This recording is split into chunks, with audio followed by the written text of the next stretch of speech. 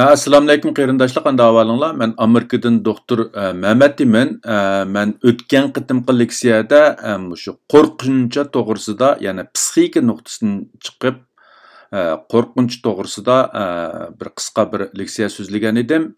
Bugun yana shu leksiyaning davomi bo'lgan shu psixika nuqtasidan chiqish qilib, qo'rqinchni yengib, qanday qilib jasoratlik bo'g'il bo'ldi degan temada qisqacha bir leksiya so'zlab o'tmoqchi.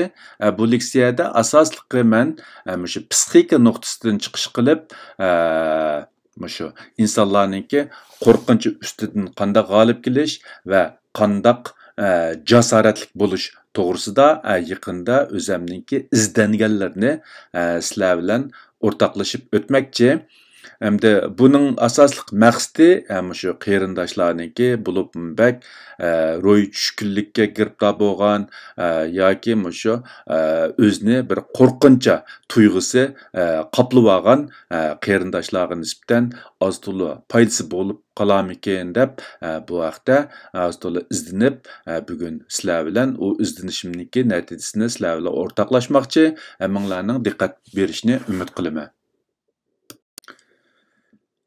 Oldingi leksiyarimda men qo'rqinch to'g'risida azroq to'xtalib o'tgan, hamda bu leksiyada asosan shu jasorat to'g'risida to'xtalib o'tmoqchi. Yana bu qo'rqinchni yengish uchun qo'rqinchni bilish kerak, jasoratli bo'lish uchun jasoratning nima ekanligini bilish kerak. Undaqda jasorat degan nima? Jasorat deganimiz tavakkulchilik, qaysarlik va xatarga, qo'rqinchiga yoki qiyinchilikqa bardoshlik berishdiki ro'yi yoki axloqiy kuch. Amunda aytganda bu bir kuch, ro'yi kuch yoki axloqiy kuch. Uninglik uchun jasorat bo'lish uchun insonda mana badanini ayt kuchlik, xalqlar bilan urusha oladigan, mushlasha oladigan bo'lish hojat emas. Chunki bu jasorat deganda u ro'yi yoki axloqiy kuchdan keladi. Yana bir ta'rif jasoratga berilgan. Jasorat degan azob uqubat, xatar, iniqsizlik, ya'ni nimaga uchrashimiz bilinmagan bir iniqsizlik yoki tahdidga qarshi turishdagi tanlash va iroda. Yana bir ta'rif jasorat degan xatarlik yoki qiyin ahvolda qo'rqinchni kontrol qilish iqtidoridir. Ya'ni bular o'xshamagan kishilarningki shu jasoratga bergan ta'riflari. Albatta biz jasoratga o'zimizning tushunchasi bo'yicha o'xshamagan ta'riflarni berishimiz mumkin, lekin bu shu jasorat deganimiz hozirgi shu o'xshamagan lug'atlarda, o'xshamagan so'zliklarda jasoratga berilgan o'xshamagan ta'rif. Undaqda dunyodagi shaxslar,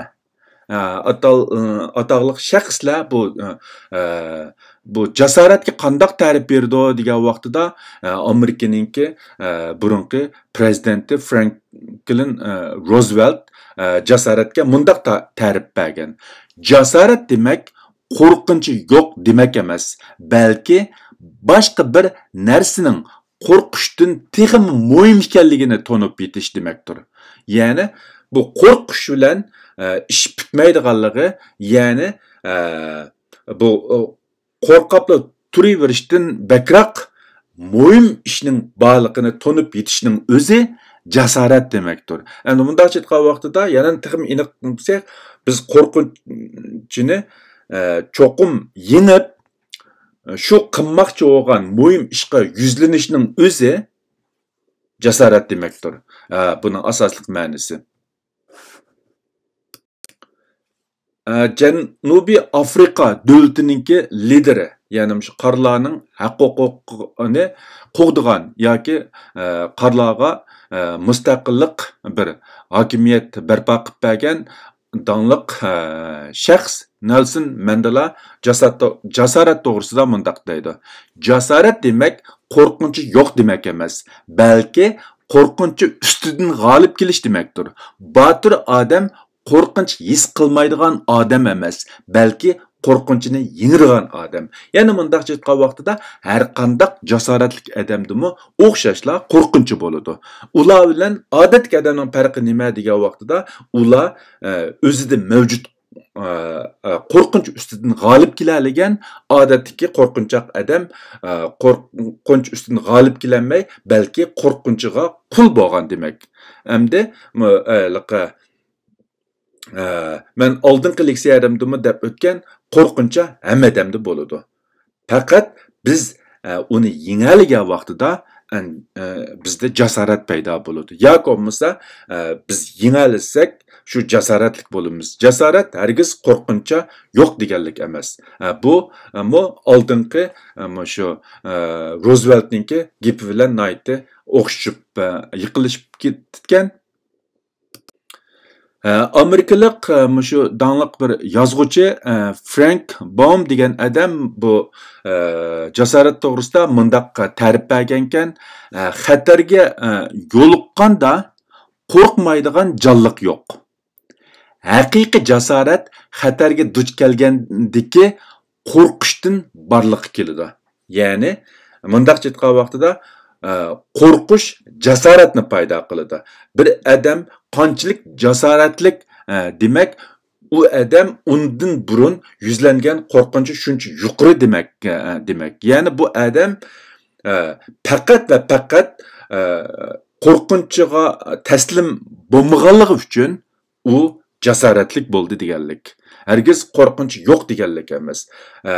Ya'ni xatarga yo'liqqanda qo'rqmaydigan odam yo'q yoki jonliq yo'q. Haqiqiy jasorat xatarga duch kelgandagi qo'rqishdan barliqqa keladi.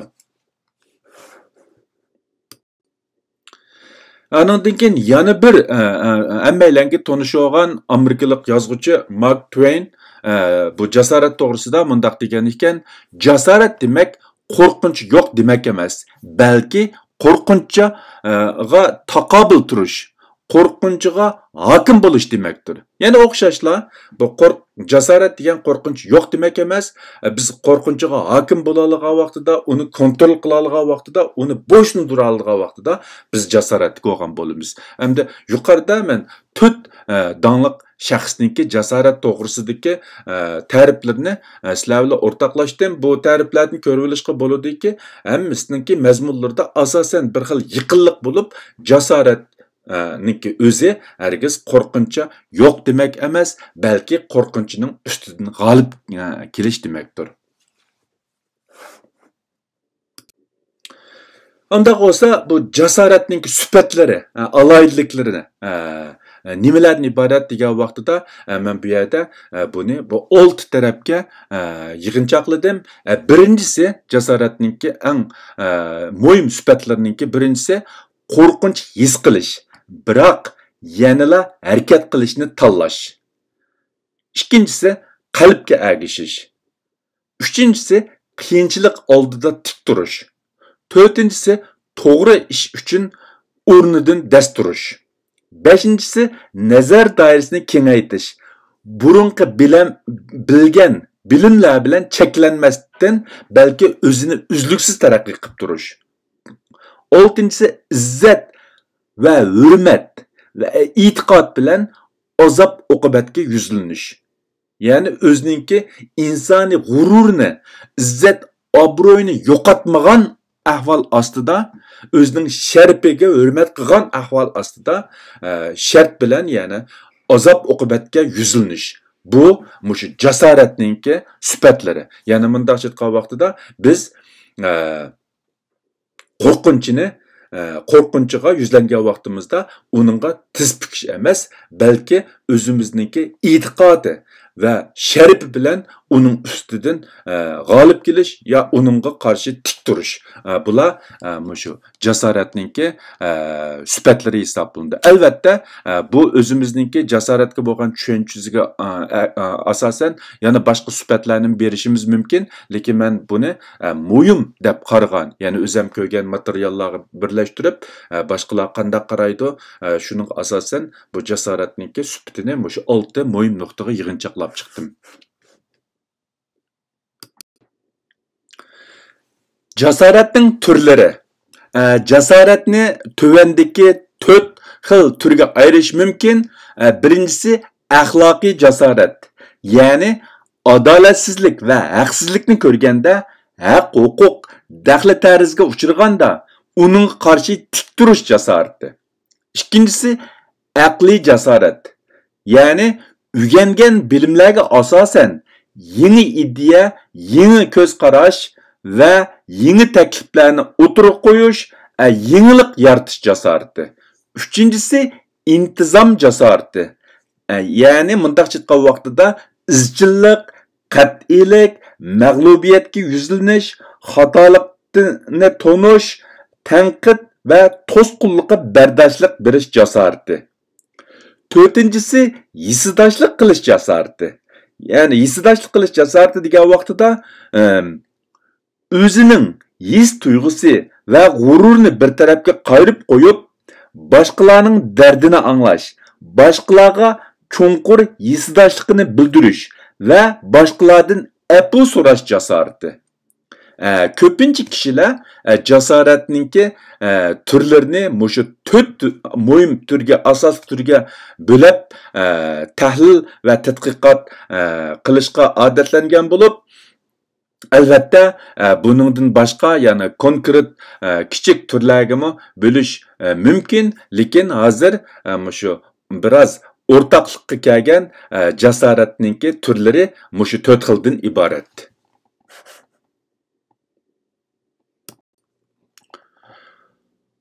Undaqda qandaq qilgan vaqtida qo'rqinch ustidan g'olib kelib jasoratli bo'lish mumkin degan vaqtida jasoratli bo'lish uchun to'vandagilarni qilishga to'g'ri keldi. Birinchisi, men bu qo'rqinchni yo'q qilish uchun harakat qilishim kerakmi deb o'zimizdan savol so'rab beqishimiz kerak. Ya'ni mushu qo'rqinch ustidan g'olib kelib jasoratli bo'lishga o'zimizningki intilishi bormi yo'qmi? Buni o'zimizdan qayta so'rab beqishimiz kerak. Ikkinchi, qo'rqinchning o'zimizga ziyon elib keladiganligini o'zimizga eskartib turishimiz kerak. Ya'ni bu qo'rqinch menga foyda kelmaydi. Bu qo'rqinch bilan davomlashaversam, ishlarim texmi yomon tarafga menishi mumkin deb bu o'zimizni eskartib turishimiz kerak. Uchinchi, qo'rqinchning faqat kimyalik reaksiya ekanligini, ya'ni ma'lum tahdid yoki ma'lum hodisa tufaylidan o'zimizda paydo bo'lgan reaksiya, ya'ni kimyalik reaksiya ekanligini esimizda ching tutishimiz kerak. Bunda aytgan vaqtida bu qo'rqinchni paydo qilgan narsaning hammasi bizga damalliqqa tahdid yoki zaxmi akilishi notayin. Bu faqatla bizningki ruhiy his tuyg'umiz tarafidan shakllangan bir tuyg'u. Buni o'zimizga eskartib turishimiz kerak. To'rtinchi, rayonimizni uzluksiz kengaytirishimiz kerak. Ya'ni agar biz ma'lum muhit ostida bir xil qo'rqinchi his qilsak yoki tahdid his qilsak, biz u muhitni o'zgartib, o'zimiz rahatlanadigan, qo'shiladigan, o'zimizni salqinlashtira oladigan yerga berib, o'zimizningki shu rahat rahat his qiladigan bo'shliqimizni kengaytirishimiz kerak. Beshinchisi, diqqatimizni boshqa yerga o'tkazish. Ya'ni biz ma'lum bir narsa kallamizga kirib olib, bizda qo'rqinch paydo qilgan vaqtimizda cho'qim diqqatimizni boshqa yerga o'tkazish uchun boshqa bir ishlarni qilishimiz kerak. Ko'pincha ahvollarda biz qildigan ish olmagan vaqtida, jim o'tirgan vaqtida, baka qolgan vaqtida balkim shu qo'rqinch bizni texmi qo'rqitishi mumkin. Shunday bo'lgan vaqtida biz o'zimizningki shu qo'rqinch bo'lgan diqqatini boshqa yerga o'tkazish uchun o'zimizni oldirash qilishimiz yoki boshqa ishlar bilan shug'ullanishimiz to'g'ri keldi. 6. qo'rqinchimizni yoki qo'rqinch paydo qilgan omillarni aniqlab chiqishimiz kerak. Bu zodi nima meni qo'rqityotidi deb buningga biz ko'nglimizda aniq bir son bo'lish kerak. Qo'rqinch paydo qilgan omillarni biz uqqan vaqtimizda uningga qarshi bir tadbir ola olishimiz yoki qandaq bir tadbir elish to'g'risida o'ylanish fursatimizga ega bo'la olishimiz mumkin. 7. o'ylash. Hiç bo'lmaganda o'zimizni tutib erkin nafas olishimiz kerak. Ya'ni salmoq bo'lishimiz, erkin nafaslanishib o'zimizga o'ylashga bir fursat yaratib berishimiz kerak. Chunki bu qo'rqincha jiddiylashish bo'lgan vaqtida bizning tafakkurimiz yaxshi ishlamay qoladi, to'g'ri yakun chiqara olmasligimiz mumkin. Shunga yaxshi tafakkur qilish uchun hech bo'lmagan vaqtida o'zimizni tutib erkin nafaslanib o'zimizga bir fursat yaratishimiz kerak. 8. qo'rqinchiga yuzilnish. Andın onu xiyalımızdan çıkıp taşlaşımız gerek. Yani korkunçunu tonup yetişimiz, onun nime sebepten payda bo'lganligini bilgenden keyin onunla yüzleniş. Şunun bilen bir vaqtda onunki kallimizde, xiyalımızda payda qilgan ta'sirlarının hemmini çıkıp taşlaşımız gerek. 9. Korkunçunu tonup yetkendek özümüzün cesaretimizni tonup yetişimiz gerek. Çünkü biz korkunça bilgandan keyin uningdan g'olib kelish yo'llarini topgandan keyin o'zimizning jasoratini to'nib yetishimiz kerak. 10. jasoratni oshirish uchun konkret plan tuzishimiz kerak. 11. o'zimizni boshqalar bilan selishtirishdan saqlanishimiz kerak. Ya'ni har bir insonniki konkret ahvolida farq bo'lganligi uchun o'zimizni boshqalar bilan selishtirishning hech qanday hojat yo'q. Bu orqali biz hech qanday yaxshi unumga erishamaymiz. Shunglashqa o'zimizniki konkret ahvoliga qarab konkret tadbirlarni olsak bo'ldi, lekin boshqalar bilan selishtirishninki hech qanday ahamiyati yo'q. 12. ijobiy tarafni qabul qilib, salbiy taraflardan saqlanishimiz kerak. 13. ishonch va jasoratlik iqtidorimizga o'zimizningki ya'ni ishonchimizga va jasorat iqtidorimizga ishonishimiz kerak. Bu o'ziga ishonish nihoyatda muhim bo'lib, bu jasoratningki oldingi sharti. Ya'ni biz qo'rqinchini to'nib yetgandan keyin o'zimizda shuningga yetarlik qarshi turalg'idek bir jasoratning borligini to'nib yetmasak yoki uninga ishonmasak yoki bo'lmasa o'zimizni inkor qilsak biz jasoratlik bo'lamaymiz degan gap. Shunga bu yerda ishoncha, o'zimizga bo'lgan ishoncha va jasoratlik iqtidorimizga ishonish bu jasoratlik bo'lishninki eng muhim omillarning birisi hisoblanadi. 14. xatarga tavakkul qilib, mag'lubiyatni qabul qilishimiz kerak. Chunki bu jasoratlik bo'ldi, botir bo'ldi degan gap mag'lub bo'lmaydi deganlik emas. Shunga jasoratlik bo'lish uchun xatarga tavakkul qilish, andan keyin mag'lubiyatdan qo'rqib ketmaslik biz kerak. Chunki mag'lubiyat jarayonida biz muvaffaqiyatningki usullarini o'rganishimiz, texnik tajribalik bo'lishimiz mumkin. Shunga bu jasoratlik bo'lishninki 14. bir nimasi 14. muhim bir chora tadbirlari shu xatarga tavakkul qilish, mag'lubiyatni qabul qilish yoki mag'lubiyatdan mayuslanmaslik yoki mag'lubiyatdan sinab beqishdan, tavakkul qilishdan o'zimizni tatmasligimiz kerak. Bular shu qo'rqinch ustidan g'olib kelib, jasoratli bo'lish uchun bizning qilishimizga tegishli muhim chora-tadbirlar. Albatta konkret odamlarniki konkret ahvolga qarab o'zi qanday qilib men jasoratli bo'la olayman deganga o'zi planlarini tuzsa bo'ladi. Men bugun so'zlamoqchi bo'lgan mushu jasorat va qandoq qilib mushu qo'rqinchning ustidan g'olib kelib o'zimizni jasoratli qila olamiz degan temadagi qisqa leksiyani mushu yerda to'xtatmoqchi. Hammanglarning diqqat berib anglag'ininglarga ko'pdan ko'p rahmat. Kelar qitim ko'rishguncha omon bo'linglar. Xayr xo'sh, Xudoga omonat.